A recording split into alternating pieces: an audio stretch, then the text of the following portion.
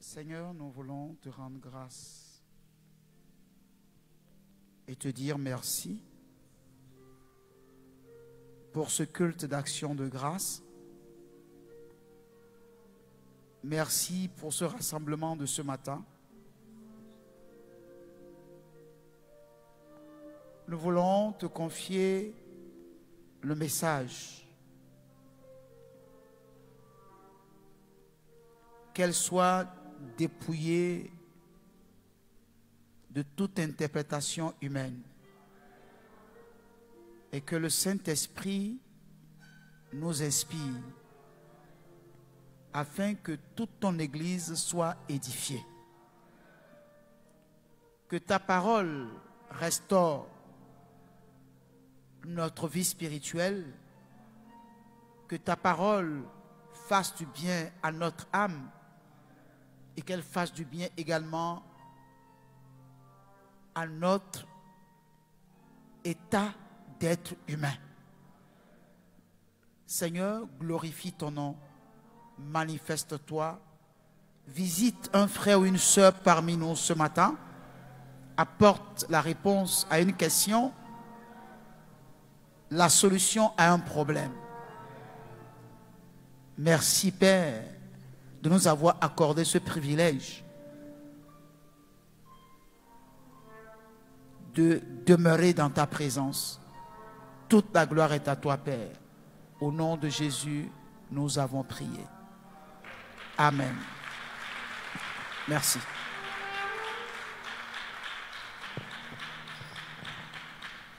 Gloire à Dieu. Je vous salue dans le beau et précieux nom de notre Seigneur Jésus. Que le Seigneur bénisse cette rencontre de ce matin. Alléluia. Alors, bien-aimés, depuis quelques dimanches, nous sommes en train de parler sur l'importance de l'église locale. Alléluia. Et vous savez, la Bible a dit, mon peuple périt, manque de connaissance. Et si nous avons abordé ce sujet, c'est parce que le Seigneur nous l'a mis à cœur. Parce que ces derniers temps, les gens ont commencé par boycotter le rôle de l'église locale. Et la dernière fois, je me rappelle que nous avons fait la différence entre l'église universelle et l'église locale. L'église universelle est l'ensemble de tous ceux qui ont reçu Jésus comme leur Seigneur et Sauveur, qu'ils soient en Amérique, en Océanie, en Asie, en Europe ou en Afrique. Ils représentent l'Église universelle. Gloire à Dieu. Mais l'Église locale est visible tout simplement parce que Dieu a voulu que tous ceux qui croient en lui, ses enfants, puissent se retrouver ensemble en un lieu, n'est-ce pas, pour le servir. Pour le servir. Gloire à Dieu. Ce n'est pas pour se faire servir, mais pour le servir. Et Dieu recherche un service de qualité. Alléluia. Mais aujourd'hui, les gens ont perdu le sens du service.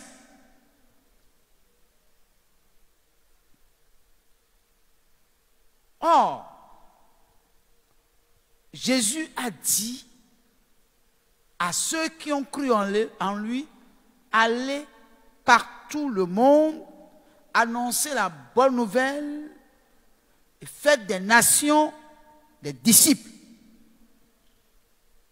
Gloire à Dieu. Donc, c'est chacun de nous qui doit faire des nations des disciples. Ce ne sont pas les pasteurs, ce ne sont pas les apôtres, les docteurs, les évangélistes et les prophètes qui vont faire des nations des disciples. Tous ceux qui ont donné leur vie à Jésus ont reçu de la part du Seigneur le manteau d'aller faire des disciples. Mais avant d'aller faire des disciples, il faut que nous soyons nous-mêmes disciples. Alléluia. Donc c'est aux disciples que le Seigneur a demandé d'aller former des disciples. La question que nous allons poser est que depuis que j'ai cru au Seigneur, j'ai déjà formé combien de disciples?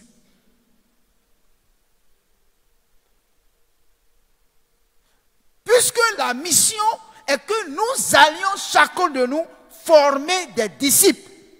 Et c'est en formant des disciples que nous pourrons dire que nous servons le Seigneur. Alléluia. Or, tu ne peux pas former de disciples si tu n'annonces pas la bonne nouvelle à ton entourage. Parce que c'est ceux à qui tu as annoncé la bonne nouvelle, c'est ceux-là que tu dois amener à devenir des disciples. Gloire à Dieu.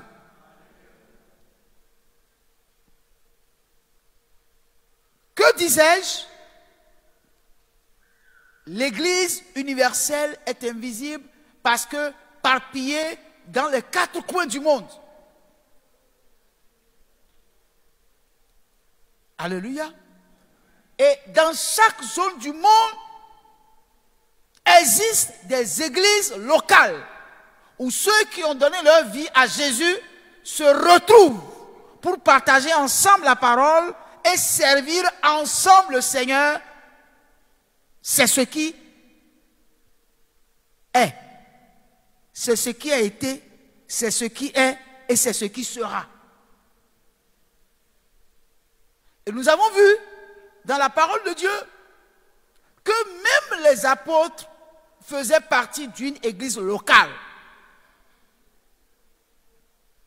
Et dans la Bible, on nous a parlé de plusieurs églises locales.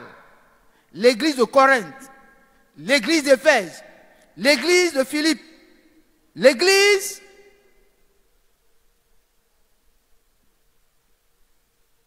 de Galate, l'église de Thessalonique. C'est de l'église locale dans laquelle les gens se retrouvent pour servir le Seigneur. Donc vous ne pouvez pas dire vous avez donné votre vie à Jésus et ne pas faire partie d'une église locale. Ce n'est pas possible. Parce que c'est là que le Seigneur vous forme. C'est là que vous êtes édifiés, vous êtes bâtis pour devenir disciples, formateurs de disciples. Et la Bible a dit clairement, n'abandonnons pas notre assemblée comme c'est la coutume de quelques-uns.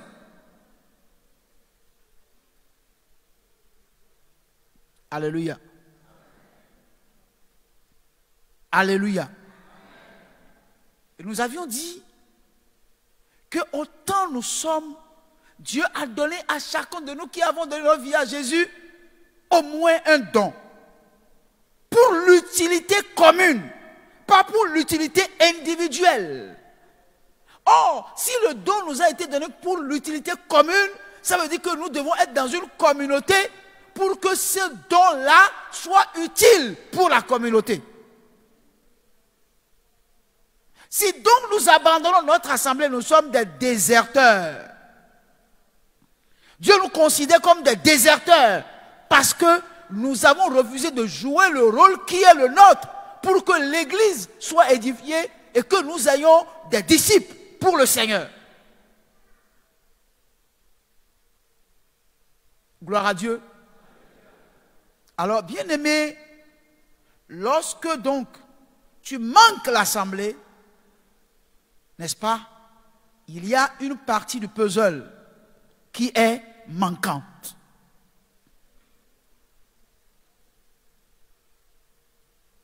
Pourquoi? Parce que Dieu a besoin de toi dans la communauté pour exercer au travers de toi le ministère. Donc, bien aimé, ce n'est pas seulement le pasteur qui est le serviteur. Celui qui doit tout faire. Le maître d'orchestre. Non. Le gladiateur, non. C'est chacun de nous qui avons donné notre vie à Jésus qui sommes appelés à rendre service à Christ. Et n'oubliez pas, il est écrit, l'ouvrier mérite son salaire. Celui qui n'a pas travaillé n'a pas droit à un salaire. Et le Seigneur est un bon maître, est un bon employé. Il dit, de qui suis-je débuteur? Gloire à Dieu. Alors mon frère, ne crois pas que tu as donné ta vie à Jésus seulement pour ton salut. Mais tu as donné ta vie à Jésus pour servir le Seigneur afin d'amener d'autres personnes au salut comme toi. Gloire à Dieu. Beaucoup de chrétiens ne connaissent pas l'importance de l'église locale. Et c'est pour ça que beaucoup peuvent se permettre de dire, bon, je peux suivre la parole de Dieu sur les réseaux sociaux. Beaucoup peuvent dire, j'ai beaucoup de pasteurs. Frère, tu n'as pas le droit d'avoir beaucoup de pasteurs. Tu n'as pas le droit d'avoir beaucoup de pasteurs. Parce qu'il faut faire très attention, vous serez ballottés à tout vent de doctrine.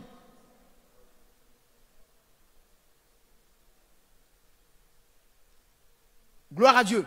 Dieu ne travaille pas dans le désordre.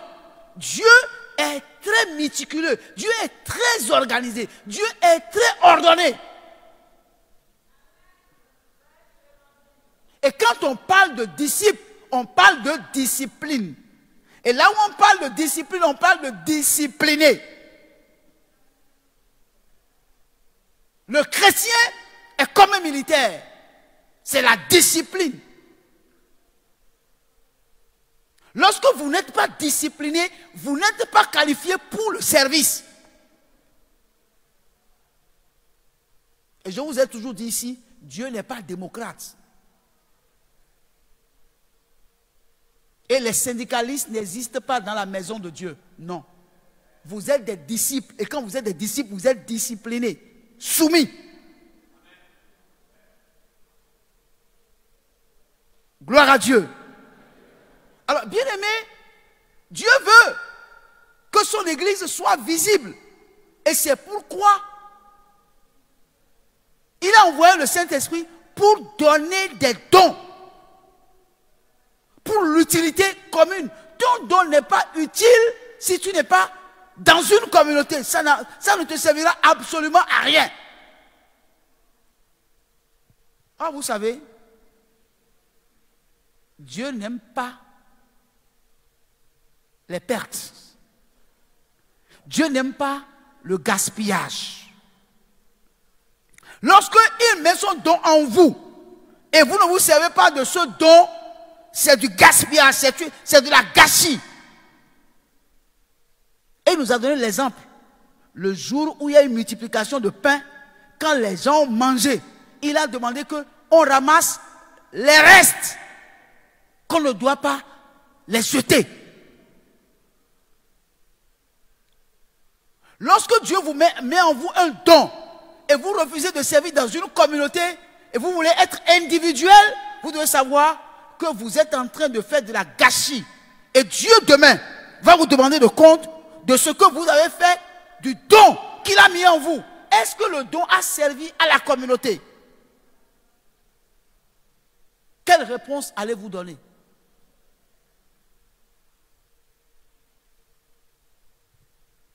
Gloire à Dieu. Alléluia. Alors, bien-aimés frères, je voudrais nous amener à comprendre que l'Église est une organisation divine. L'Église est organisée. L'Église doit être organisée. L'Église ne vit pas dans le désordre. Alléluia. Donc, toute organisation nécessite une direction. Une organisation au sein de laquelle il n'y a pas de direction n'est pas une organisation. Tout ira sens dessus, dessous.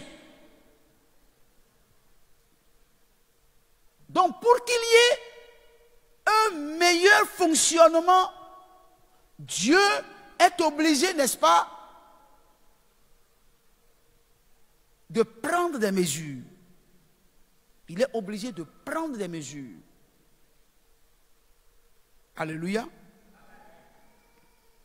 Et dans le livre d'Éphésiens, chapitre 4,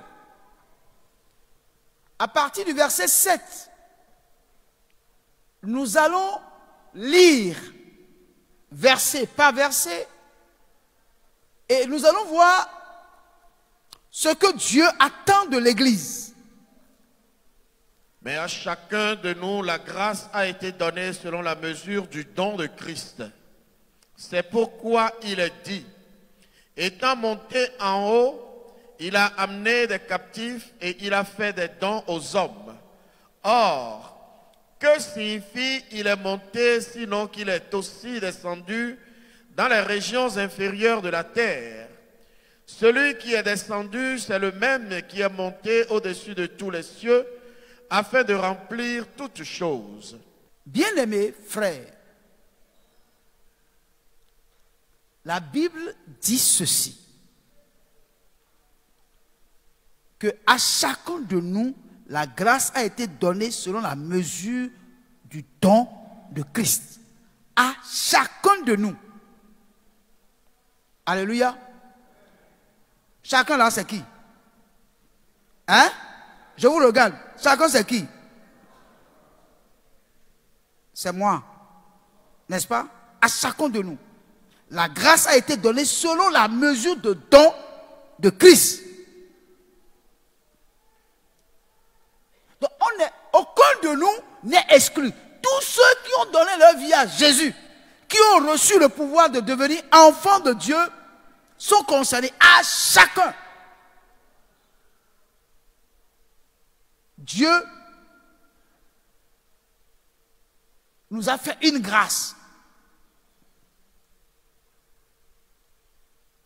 Et on dit, c'est pourquoi il est dit, étant monté en haut, il a emmené des captifs et il a fait des dons aux hommes.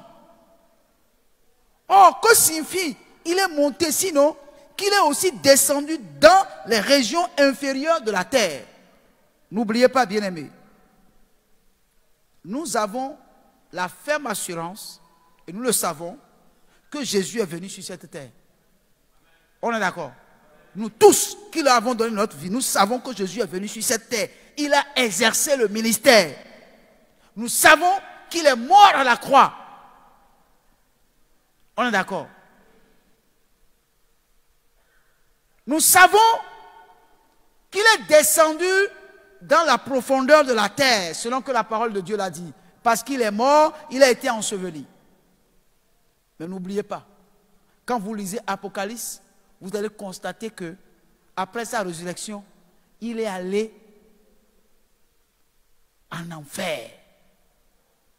C'est-à-dire, il est allé là où la mort a tenu les captifs qui lui appartenaient. Il est allé prendre la clé du séjour des morts. Alléluia. Alléluia. Nous savons qu'à la croix, au voleur qui était à sa droite, il y a dit aujourd'hui même, je vais te faire descendre au paradis. Nous savons donc, il a déposé avant d'aller là où il doit aller, à la profondeur de la terre. Et la Bible dit, il a fait des captifs. Mais après sa descente dans la profondeur de la terre, il est ressorti, il est remonté.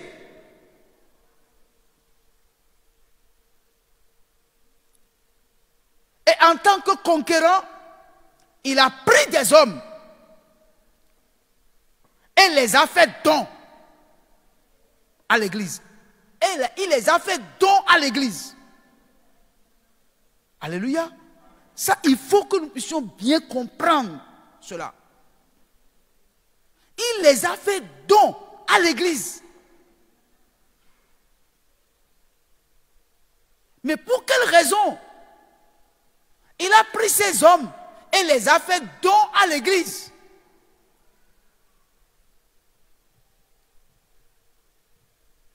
Alléluia.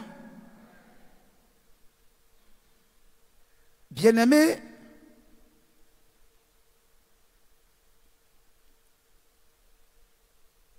nous continuons la lecture. Et il a donné les uns comme apôtres, les autres comme prophètes, les autres comme évangélistes, les autres comme pasteurs et docteurs, pour le perfectionnement des saints, en vue de l'œuvre du ministère et de l'édification du corps de Christ. Gloire à Dieu. Il a décidé de prendre des hommes et d'en faire don à l'église. Et d'en faire don à l'église. Je veux 5 personnes. 5. Même si vous êtes des femmes, il faut venir. Gloire à Dieu. Dieu a pris 5. Elle a pris des hommes. Et en ces hommes-là, n'est-ce pas, il a mis des dons. Gloire à Dieu. Il a mis en lui le don d'apôtre, le don de prophète, le don d'évangéliste, le don d'enseignant, le don de pasteur. Alléluia. Donc, on les a donnés à l'église. Donc, ils sont la possession de l'église. Ils sont la possession de l'église. Ce n'est pas eux qui possèdent l'église, mais ils sont la possession de l'église. L'église, Dieu les a pris et les a donnés à l'église.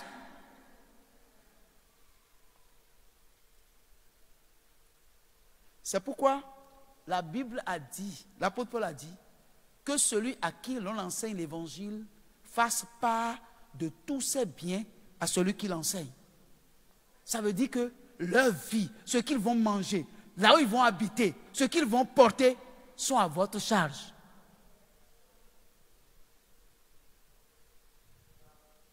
Parce que Dieu les a pris et vous les a donnés en tant qu'église pour que vous en preniez soin. Mais leur rôle est de vous édifier. Pour que à votre tour, vous parveniez à rendre ministère à Dieu au travers des dons que Dieu mettra en vous. Quelqu'un me comprend ici? Est-ce que vous me comprenez bien? Dieu les a pris comme dons qu'il vous a fait, qu'il a fait à l'église. Et le rôle qu'ils ont à jouer, c'est de travailler à ce que vous soyez équipés pour pouvoir rendre à votre tour ministère pour que l'église tout entière soit édifiée. Si eux, ils jouent leur rôle et ils vous équipent, et vous ne jouez pas votre rôle, l'église ne sera pas édifiée. Si chacun de vous ne joue pas son rôle, si vous ne vous levez pas, tandis qu'ils ont fait leur travail, et vous avez été équipés, vous avez reçu le don qu'il faut pour rendre ministère, et que vous ne rendez pas ministère, pour que l'église soit édifiée, c'est vous qui avez échoué, ce n'est pas eux qui ont échoué, parce qu'ils ont joué pleinement leur rôle. Mais vous, à votre tour, vous n'avez pas joué votre rôle, vous êtes restés assis. Au lieu de servir, vous êtes restés assis pour être servis. Qui va vous servir? Quelqu'un me comprend? Si vous me comprenez, levez la main. Donc, le problème, c'est quoi? S'ils ont joué leur rôle en vous équipant, et vous avez tout l'équipement qu'il faut, mais vous êtes restés assis sans jouer le rôle qui est d'édifier l'église. Vous êtes responsable, vous êtes coupable de ce que l'église n'a pas été édifiée. Parce que c'est lorsque l'église est édifiée que l'église est solide. Elle ne se laisse pas balloter à tout vent de doctrine. L'église, n'est-ce pas, bien assise, même si un faux prophète vient pour dire une fausse prophétie, l'église, parce que l'église est édifiée, les saints ont joué leur rôle, le prophète parlera, mais sa parole n'aura pas d'effet, parce que l'église est édifiée. Les saints ont joué pleinement le rôle qui est le leur. Mais nous voulons laisser les serviteurs de Dieu jouer tous les rôles. Ils vont jouer leur rôle et vont jouer en même temps votre rôle à vous. C'est pour ça, l'église a des problèmes. L'église n'est pas enracinée. L'église est infirme. L'église est ballottée à tout vent de doctrine parce que les saints qui devaient normalement prendre le relais après que les serviteurs les ont équipés sont restés assis, indifférents, irrésolus, inconstants.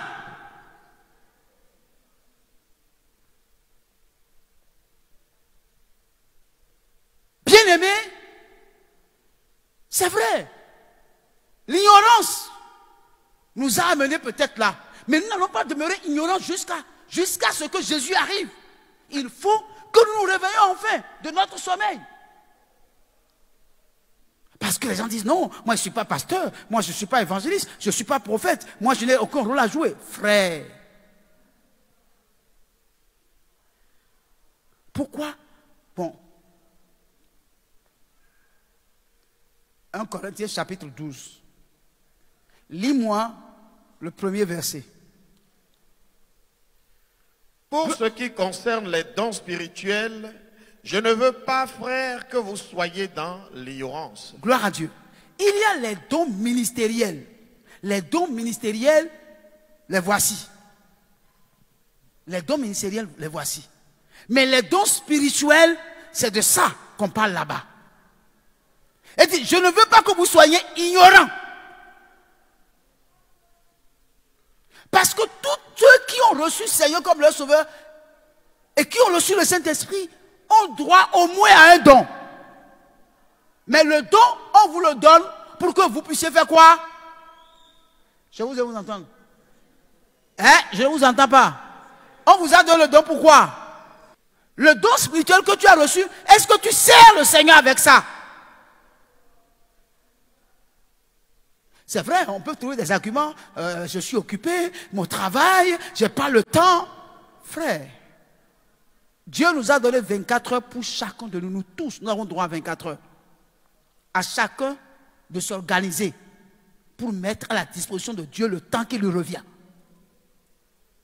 Parce que tous les 24 heures ne nous appartiennent pas. Il y a la part de Dieu dans les 24 heures. Et chacun doit s'organiser pour que la part qui revient à Dieu lui soit donnée. Les gens pensent que quand ils ont donné l'offrande et puis ils ont donné la dîme, ils ont dit à faire leur part. Le reste, là, les hommes de Dieu n'ont qu'à faire. Frère, tu as menti. Tu es là? Tu as menti. La Bible est claire. La Bible a partagé le rôle de chacun. Et chacun doit jouer son rôle. Si tu ne joues pas ton rôle et tu t'attends que quelqu'un te remplace pour le faire, demain, quand tu seras là-bas, là, tu vas rendre compte à Dieu. Trouvez tous les arguments que vous voulez. Je n'ai pas le temps, je suis occupé, je suis ceci, je suis cela. Vrai, c'est bon. Mais celui qui t'a donné le don là, il va te demander des comptes.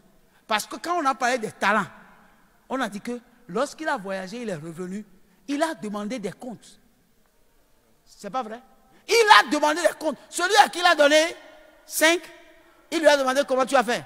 Celui à qui il a donné 2, il a demandé comment. Celui à qui il a donné 1, il a demandé. Pourquoi?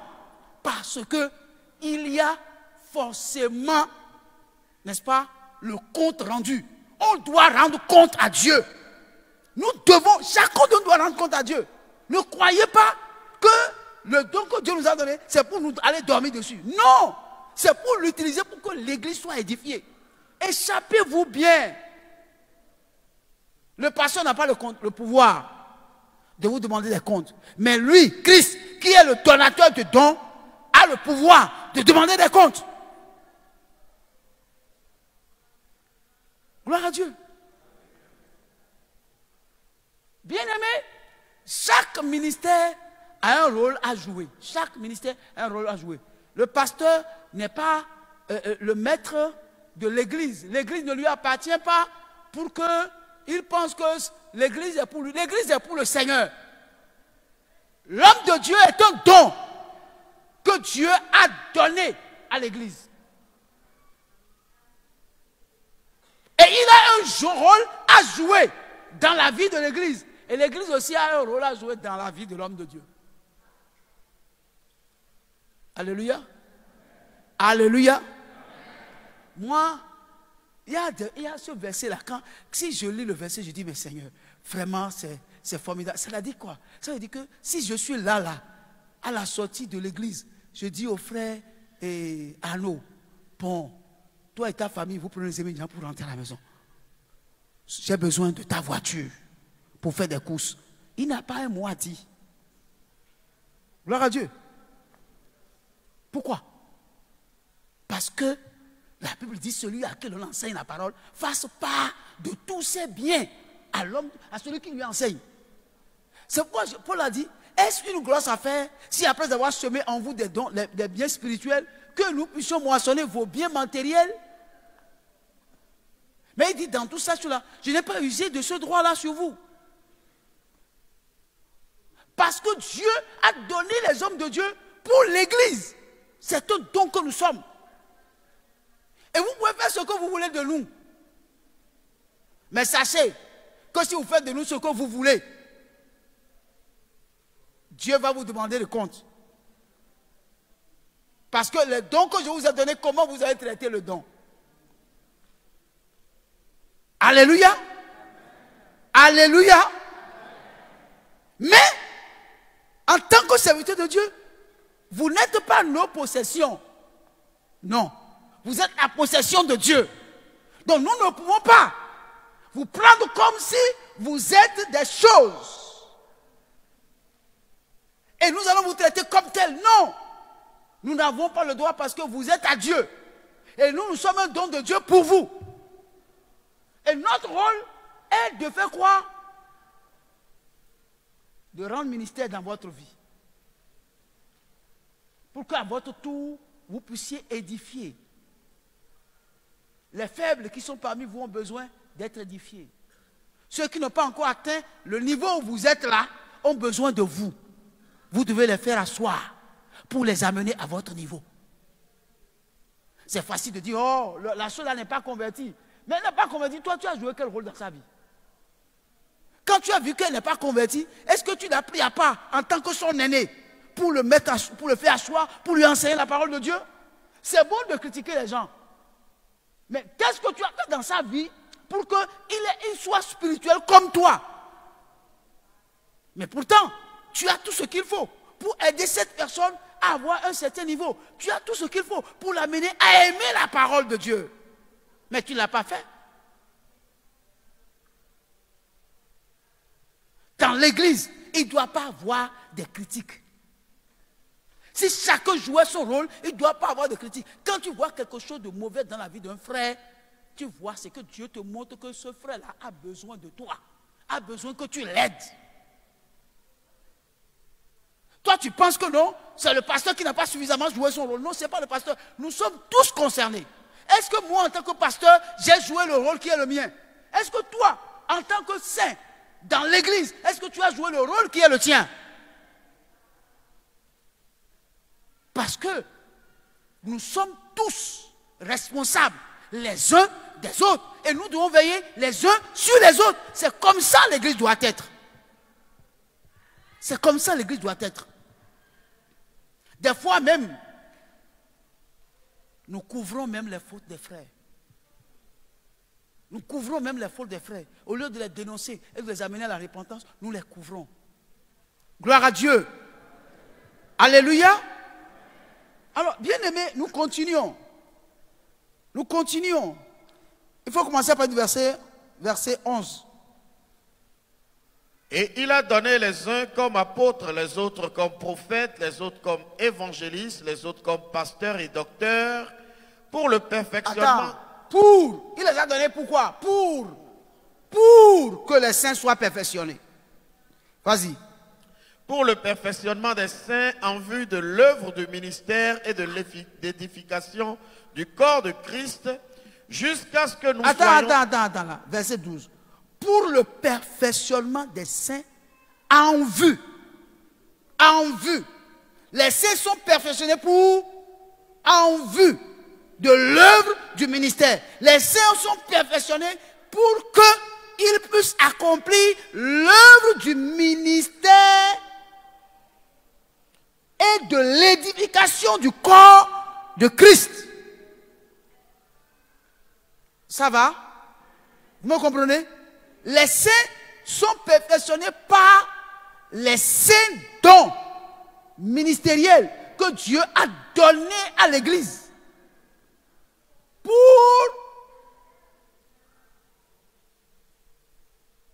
que les saints œuvrent pour le ministère et l'édification.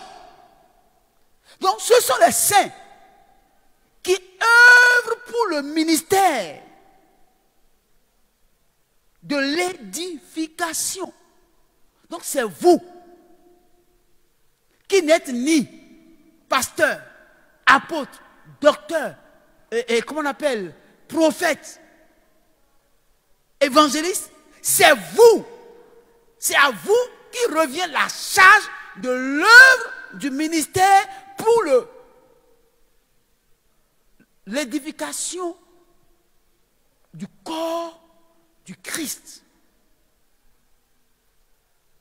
Donc, ne croyez pas que le fait de venir à l'église, écouter la parole de Dieu et repartir chez vous, vous avez déjà accompli l'œuvre de Dieu. Et vous partez vous asseoir.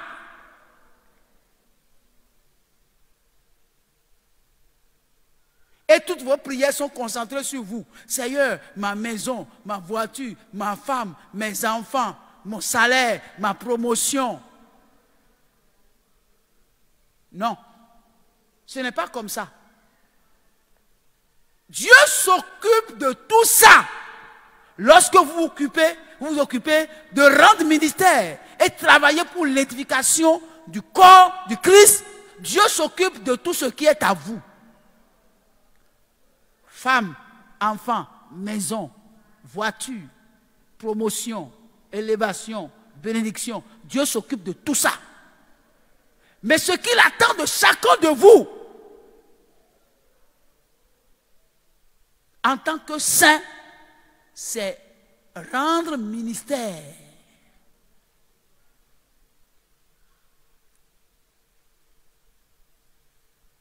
Pour l'édification de son église.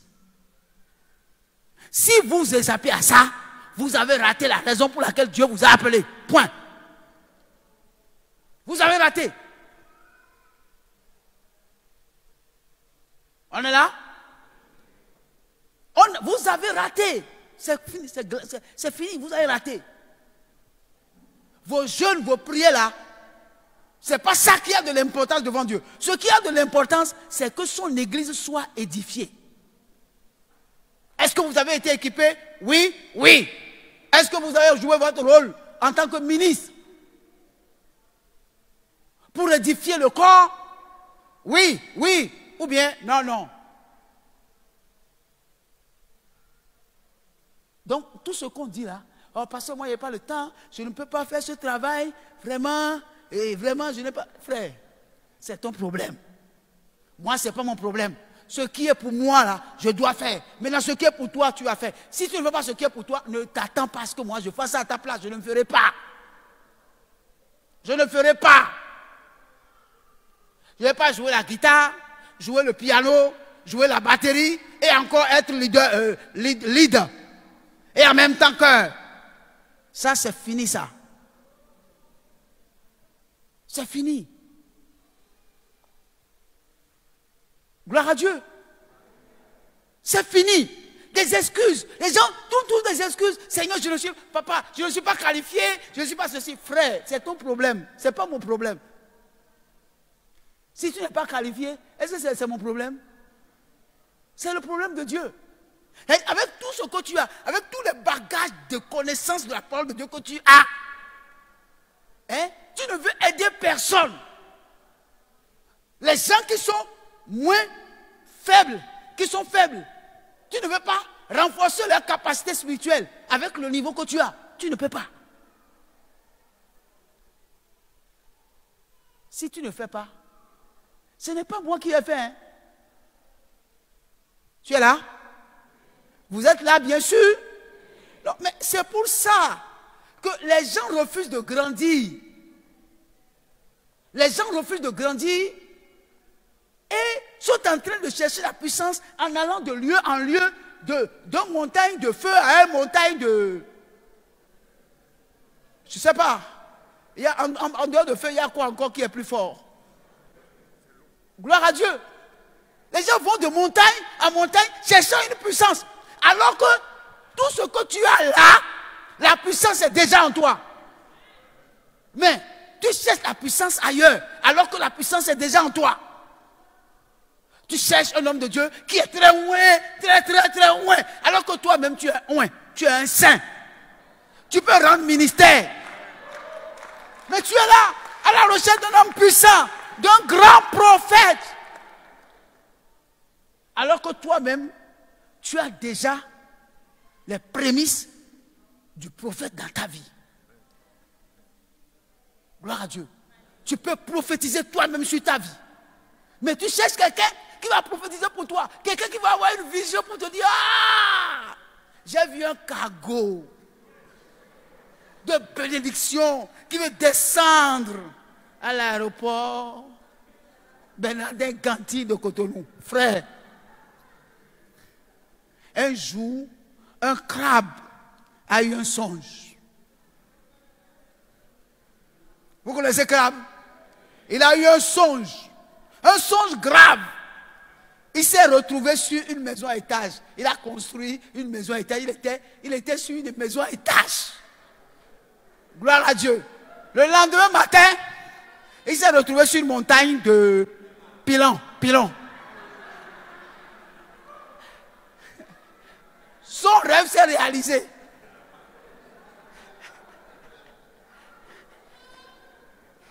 Beaucoup de chrétiens sont comme ce crabe-là. Ils rêvent qu'ils sont sur une maison à étage. Ils sont sur une maison à étage. Parce qu'on leur fait mouilloiter des choses invraisemblables. Nous voulons qu'on nous dise ce qui va nous enchanter, ce qui va nous faire du bien. On va se sentir bien dans notre peau. Et on est à la recherche d'un prophète quelque part, d'un visionnaire quelque part. Frère, et qui il a Louis.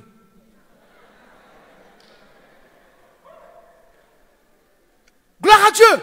Bien-aimés, revenons sur terre. Et comprenons bien pour quelle raison Dieu a voulu que nous soyons chacun de nous dans une église locale. C'est pour être utile, c'est pour être un instrument entre les mains de Dieu. Gloire à Dieu. Quand quelqu'un dans le programme de nettoyage, dans le service de nettoyage, j'ai déjà nettoyé l'église, j'ai déjà rendu mon service. Frère, il faut laisser ça. Hein. Nettoyage là, ça c'est un bonus sur le service. Même chantre là, c'est un bonus. Musicien, c'est un bonus. Intercesseur, c'est un bonus. Technicien, c'est un bonus. Si tu fais tout ça, et tu penses que c'est ça qui est le rendre ministère à Dieu, tu te trompes largement. Toutes les autres choses là sont des bonus que Dieu met dans la balance. Dieu met ça dans la balance. Mais n'oubliez pas que vous avez été perfectionné, n'est-ce pas, pour rendre ministère.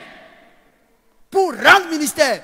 Donc, vous fuyez de rendre ministère. Même quand je tente de vous aider à rendre ministère, vous vous échappez. Vous échappez, vous échappez. Et puis je vous regarde, je dis, échappez-vous bien. Vous pouvez m'échapper, mais vous ne pouvez pas échapper à Dieu.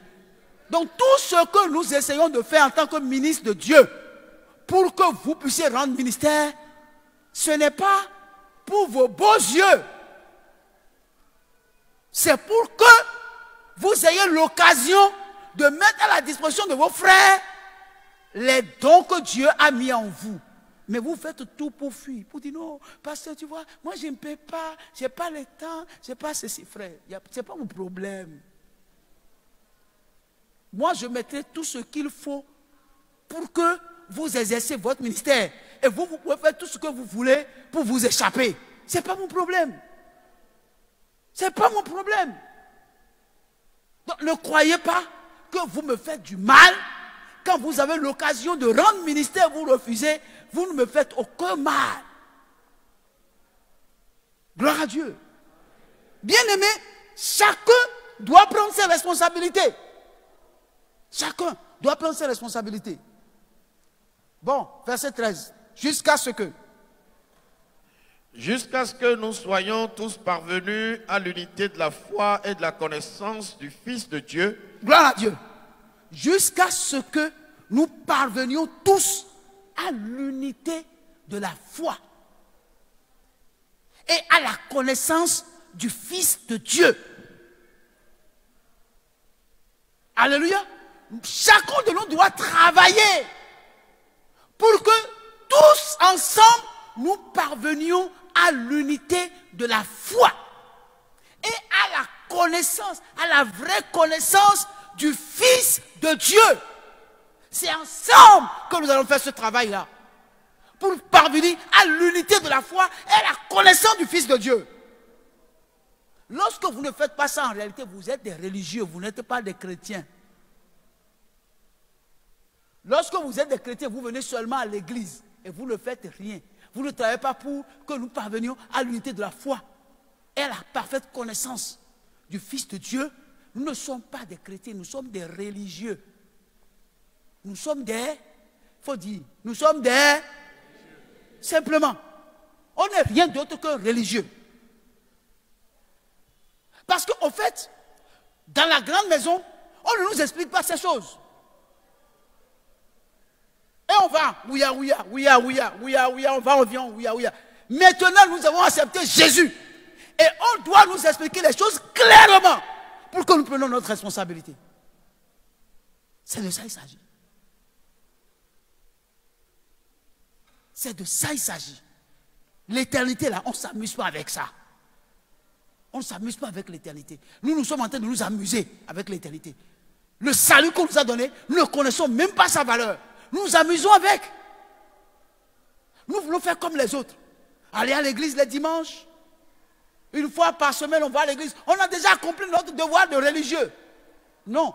Il ne s'agit pas d'accomplir de devoir religieux ici. Il s'agit de rendre ministère. Pour que nous parvenions tous à l'unité de la foi et à la connaissance parfaite du Fils de Dieu.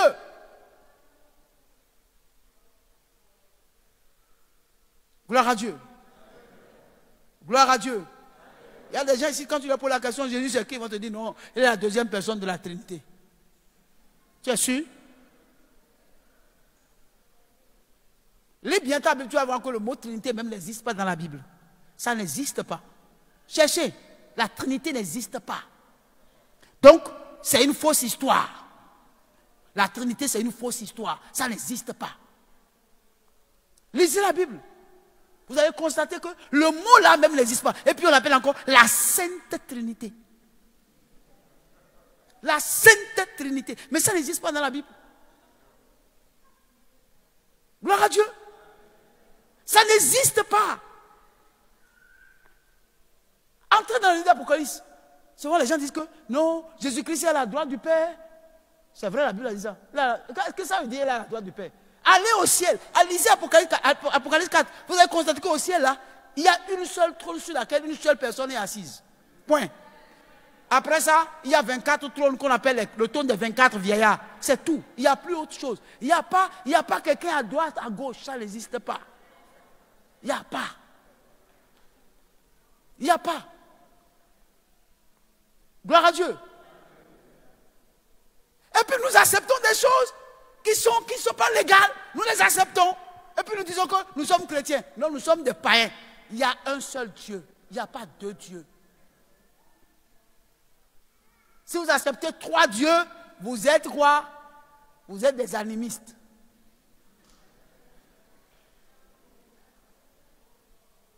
Gloire à Dieu. Bien-aimés, il faut que nous parvenons à l'unité de la foi et à la connaissance parfaite du Fils de Dieu. Et ça, c'est à nous, c'est entre nous. Nous devons nous aider, nous devons nous édifier mutuellement. Et c'est ça qui apporte même l'unité en notre sein. Le fait de se voir régulièrement, de partager la parole de Dieu, d'avoir la même pensée, nous unit encore davantage. Et nous devenons de plus en plus forts.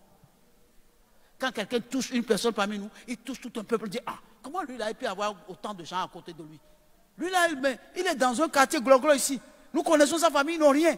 Mais tout cela, il a trouvé où? Il les a trouvés en Jésus-Christ. Quand on touche un, on touche tout le monde en même temps.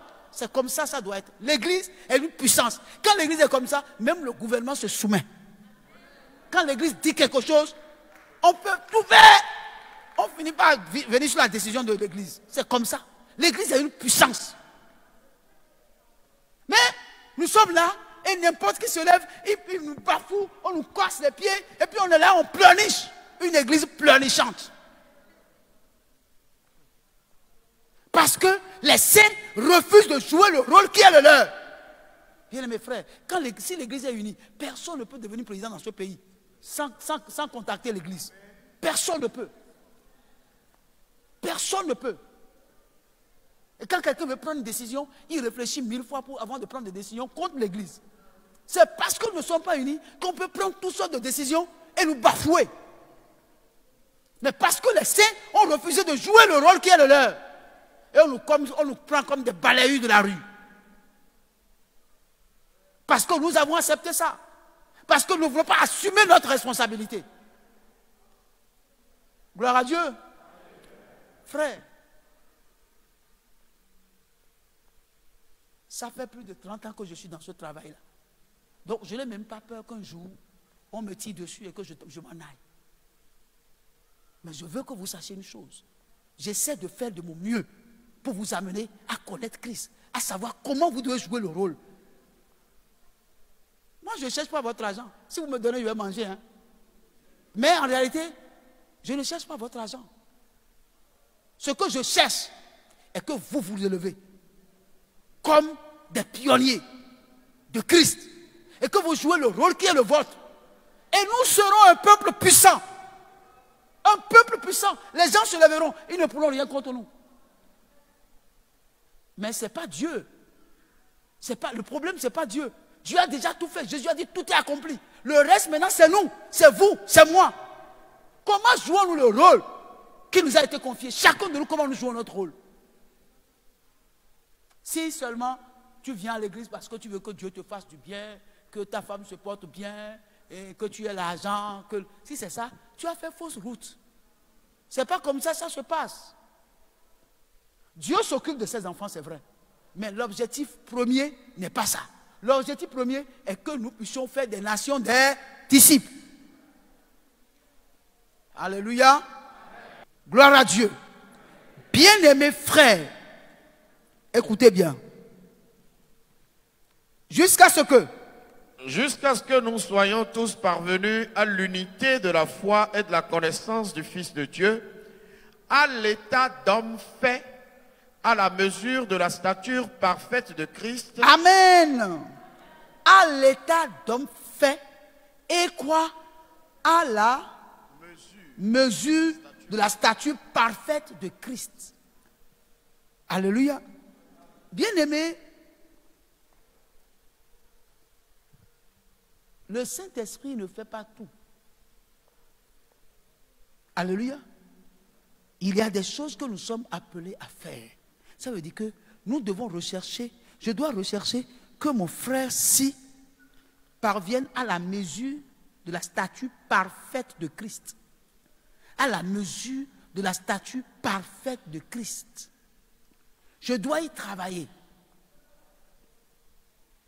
Vous me suivez? À la mesure de la stature parfaite de Christ. C'est mon travail. C'est ton travail. À la mesure d'un homme fait. Quand on le voit, quand les gens le rencontrent, quand les gens l'écoutent, quand les gens ont affaire avec lui, ils disent, lui là, vraiment, on dirait qu'il n'est pas un terrestre, c'est un céleste. Il n'est pas un terrestre, il est un céleste. En matière d'argent, correct. En matière de rendez-vous, correct. En matière de respecter des engagements, correct. C'est-à-dire, en matière de vérité, correct. C'est-à-dire, quand on voit un homme comme ça, on dit, ah, est-ce que lui, il est terrestre? Non, il n'est pas terrestre, il doit être céleste.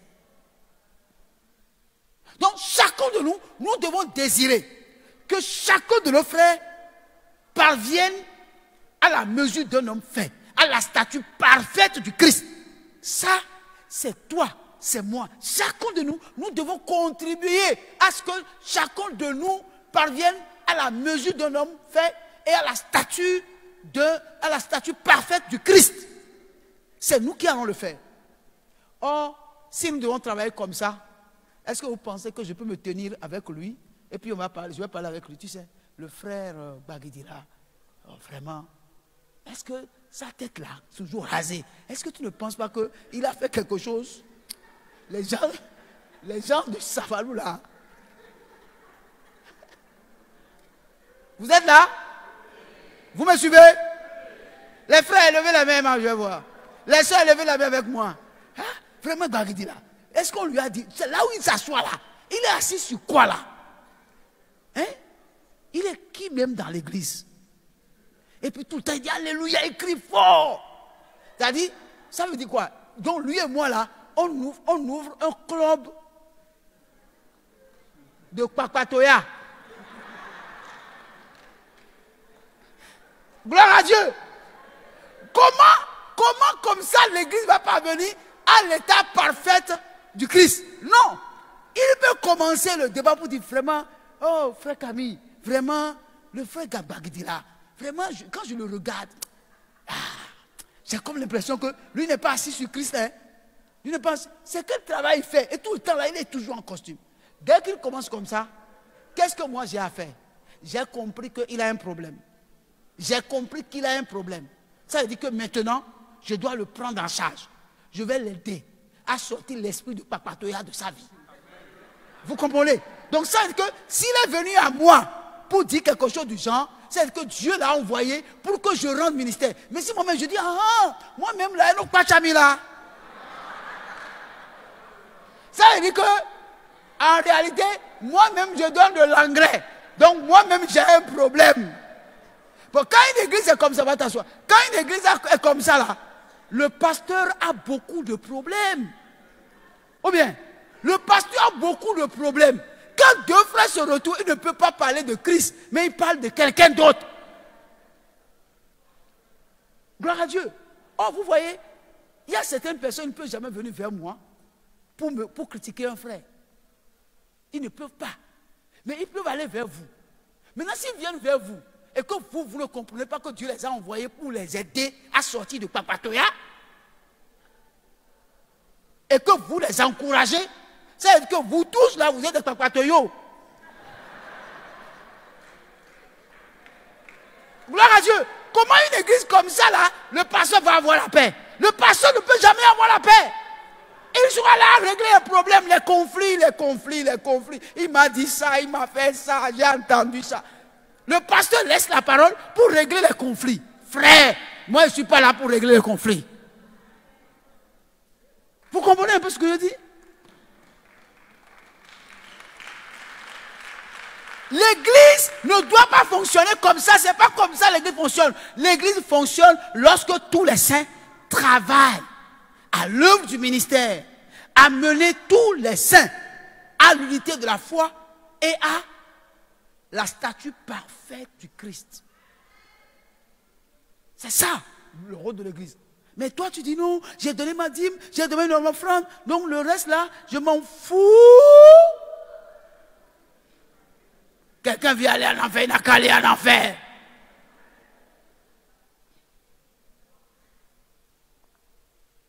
Gloire à Dieu. Gloire à Dieu. On veut venir à l'église, on dit non, j'ai eu une vision, j'ai vu une soeur. Frère, donc Dieu n'a que ça à montrer. Pendant que les gens sont dans le papatoya, Dieu va bénir les gens dans ça. Non, Dieu ne bénit pas les gens comme ça. Gloire à Dieu. Alléluia.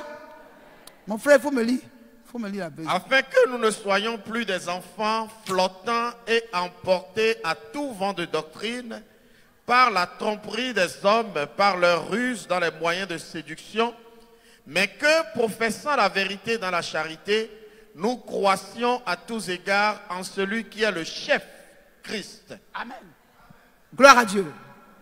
Alors, bien aimés, afin que nous soyons plus des enfants, ballottés et emportés à tout vent de doctrine. Vous savez, il y a des gens qui sont dans l'église, leur rôle est de profiter de votre état d'enfant. Quand vous êtes un enfant, on peut vous tromper. Vous comprenez? Mais quand vous devenez fils, personne ne peut vous tromper. On est d'accord?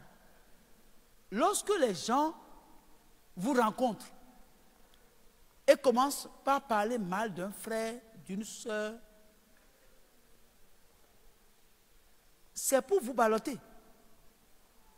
Tu vois des gens, ils ne viennent plus à l'église, tu leur poses la question, pourquoi tu ne viens plus à l'église? Ils te disent non, c'est parce que vraiment, j'ai constaté que les gens ne m'aiment pas. Je dis, mais qui sont ceux qui ne t'aiment pas? Il dit non, la dernière fois, un frère m'a dit que, la soeur là a dit que, un frère m'a dit que, la soeur là a dit que. Donc c'est pour ça, moi j'ai vu que, là où les gens parlent des gens là, moi il ne peut pas venir, ce n'est pas une église. Vous comprenez? C'est être enfant. C'est de l'enfantillage. Mais si l'église se saisit, les saints se saisissent, ils jouent leur rôle en aidant les frères à mûrir spirituellement. Que quelqu'un parle mal de moi, est-ce que je suis parfait? Moi je suis parfait. Allez, est-ce que ma femme est là? Allez lui demander. Si ton pasteur est parfait, il faut lui demander. Si quelqu'un peut te parler de mes défauts là, c'est ma femme. Gloire à Dieu. C'est ma femme. Tu crois que je suis parfait? C'est pourquoi je vous ai dit, si j'ai fait quelque chose à quelqu'un, la personne n'a qu'à me pardonner. Je suis un homme, je peux vous blesser. Mais ce n'est pas parce que je suis pasteur que je ne suis plus un homme. Ou bien? Alors, donc pourquoi, si je suis mûr spirituellement, que quelqu'un parle mal de moi, c'est normal, non? Je suis un humain. Qui vous a dit que je suis parfait? Je ne suis pas parfait. Et qui d'entre vous est parfait? Personne parmi nous n'est parfait. On est en train de lutter pour être perfectionné. Gloire à Dieu. Et c'est tous les jours que nous nous battons pour la perfection. Alléluia. Les gens veulent voir un pasteur parfait. Ça n'existe pas. Gloire à Dieu. Ça n'existe pas. Il faut chercher. Il n'y a pas d'homme parfait sur la terre. Ça ne peut pas avoir. C'est le jour où nous serons enlevés, que nous serons en face de lui, que vraiment on peut dire, ah, voilà la réalité. Mais sur la terre, frère, non. Ça va? Maintenant, je vais vous dire ceci. Elle ne veut pas parler longtemps. Est-ce que vous savez que vous êtes des déserteurs? Des déserteurs. Qui va m'expliquer le mot déserteur ici? Déserteur. Qu'est-ce qu'on appelle un déserteur? Moi, je ne connais pas trop français. Hein? Il y a qui ici qui peut me expliquer? Ah, hey, voilà un colonel de l'armée. Déserteur. Je ne peux pas avoir les gens ici avoir le problème. Déserteur. Il faut m'expliquer. Le déserteur, c'est celui qui vient sous le drapeau et sans finir de travailler, il fuit. Il fuit. Ah, God bless you. You are blessed. Alléluia. Au moins, il y a un anglais quand même. Déserteur. Alléluia. Alléluia.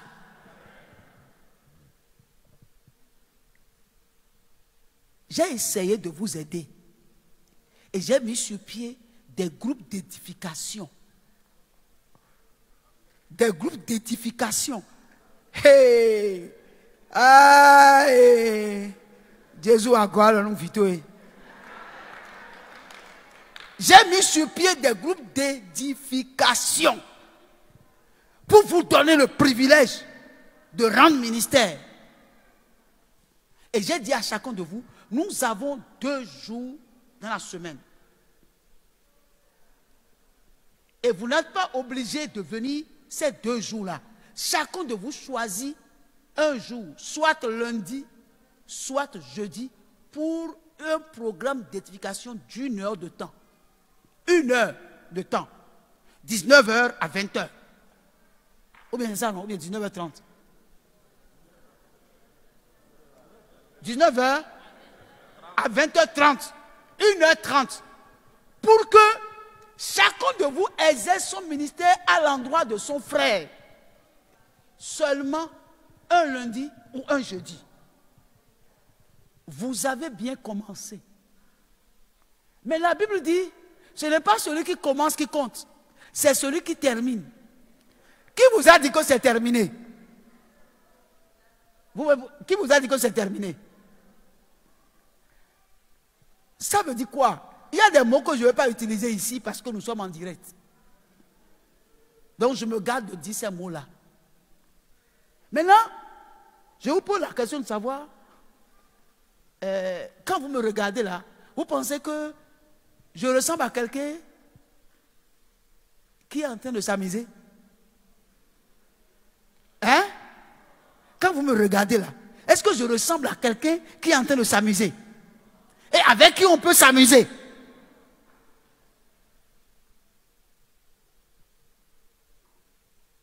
Donc le reste est entre vos mains. Le reste là, c'est entre vos mains.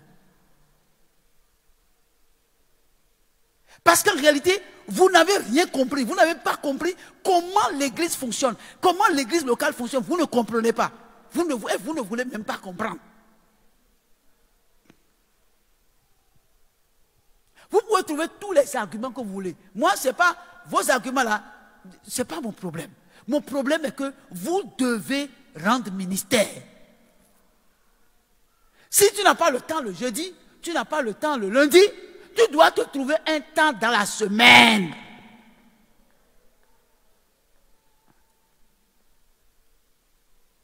Vous êtes là?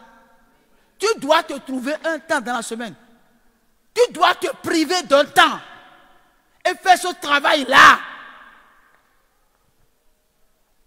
Aucune excuse ne peut t'exclure de jouer le rôle que tu as joué dans la communauté des saints. Non, je vous refuse ça. C'est moi, je refuse. Et le Saint-Esprit est d'accord. Vous savez, je ne peux pas avoir de sentiments quand il s'agit des choses sérieuses là. Il n'y a pas de sentiments. Quand on est trop sentimental, on laisse faire les choses. Moi, je ne sais pas comment vous allez faire. Mais dans la semaine, nous avons 7 jours. Tu dois trouver dans la semaine, même si tu ne choisis pas mon lundi et mon jeudi, tu dois choisir toi-même ton mardi. Tu dois choisir ton mercredi.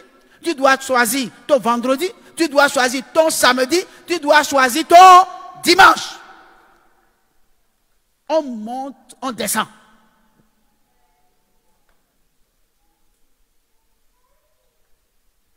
Gloire à Dieu. Mais c'est important. Vous devez être utile au sein de l'église locale. C'est forcé. Ce n'est pas je choisis. Tu ne choisis pas. Tu ne choisis. Il n'y a pas de choix. C'est une nécessité absolue. Si tu refuses lundi, tu refuses jeudi, il y a encore 5 jours. Il y a encore 5 jours. Et tu dois travailler pour partager avec des frères ton expérience chrétienne à partir de la parole de Dieu. C'est obligatoire. Pas de dispense. Si on sait ça, non? C'est ça, non? Il n'y a pas de dispense. Merci beaucoup. Il n'y a pas de dispense. Sinon, vous êtes un déserteur. Que les déserteurs lèvent la main, je vais voir. Les déserteurs, lèvez la main. Ils ne sont pas là. Ils ne sont pas là. Les déserteurs ne sont pas là. Ils ne sont pas là. Gloire à Dieu. Vous voulez faire de moi le boy a tout fait. Non. Jamais. Je ne peux pas. Pour ceux qui ne savent pas qu'il y a un tel programme ici, je veux vous dire que les lundis et les jeudis, de 19h à 20h30, nous avons un programme, n'est-ce pas, comment on appelle, d'édification des saints. Et cela se fait en groupe, en plusieurs groupes. Et vous pouvez intégrer n'importe quel groupe les lundis ou n'importe quel groupe les jeudis. Maintenant, si vous n'êtes pas capable d'être là lundi ou jeudi, il y a 5 jours dans la semaine. Venez me voir pour dire, moi, je ne suis ni libre lundi, ni libre jeudi. Maintenant, voici le jour où je suis libre. Et je vais chercher les gens qui sont libres le même jour que toi et je vais vous mettre ensemble. Pour moi, c'est important. Moi, je n'interviens pas dans les petits groupes. C'est vous qui intervenez. C'est des groupes de débat où vous faites des débats sur des sujets bien précis. Gloire à Dieu. Et je dis, si vous faites partie de l'assemblée, je veux vous voir dans ces petits groupes-là, parce que dans ces petits groupes-là, ça m'aide beaucoup à régler le problème des gens de façon individuelle. Alors, bien aimé, je veux rappeler à tous les déserteurs, rejoignez vos postes.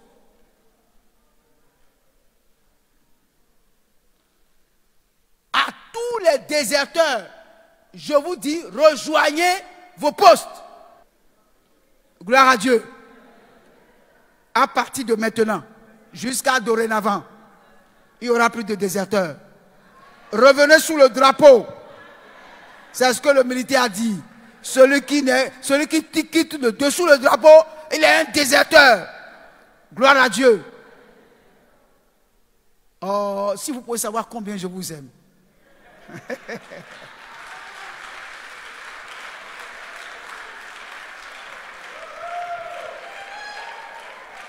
Gloire à Dieu. Vous savez, vous êtes un peuple merveilleux. Hein? Je vous aime trop. Mon amour pour vous là, franchement, c'est trop gros, trop grand. Gloire à Dieu. Je vous aime tous. Alléluia. Et c'est pour ça que je veux qu'ensemble, nous parvenions à l'unité de la foi et à la mesure de la stature parfaite du Christ. Je sais que vous aussi vous m'aimez. Alléluia. Donc, la meilleure manière de vous montrer que vous m'aimez, c'est de vous retrouver à votre poste. À bon entendeur, salut.